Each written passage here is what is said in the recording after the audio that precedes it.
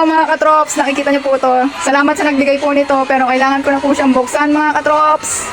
Ayan. Hindi pa po tapos yung 2024, pero kailangan ko na po siyang buksan. What? Ayan po.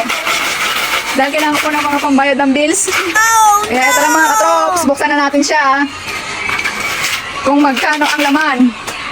Ayan na nga mga katrops, hinahanapan ako saan bubutasan. Ayun, sa ibabaw na lang binutasan mga katrops para madali siyang dukutin mga katrops. Ayan, isa-isa na nga siyang hinihila dahil yung iba papel yan mga katrops, yung iba naman ay barya. Bala ko sana talagang buksan yan mga katrops bago matapos ang taon or pagkatapos ng taon mga katrops dahil may pinaglalaanan ako para dyan mga katrops, pero sa kadahilan ng kailangan ko talaga ng pambayad mga katrops, kaya binuksan ko na siya mga katrops. And po ang laman niyan, alkansya mga katrops, barya at saka buo.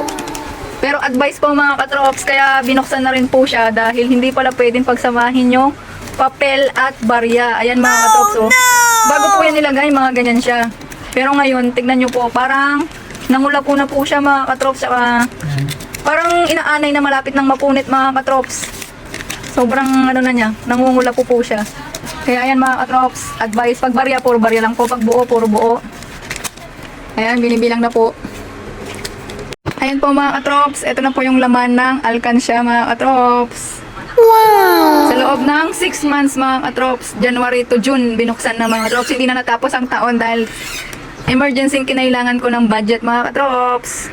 Hindi ko na po sasabihin kung ilan ang total mga katrops, pero ito na yung total niya at ito na po yung lahat ng laman mga katrops. Kaya hanggang dito na lang. Salamat po sa panonood. Ingat po palagi. God bless. Bye-bye.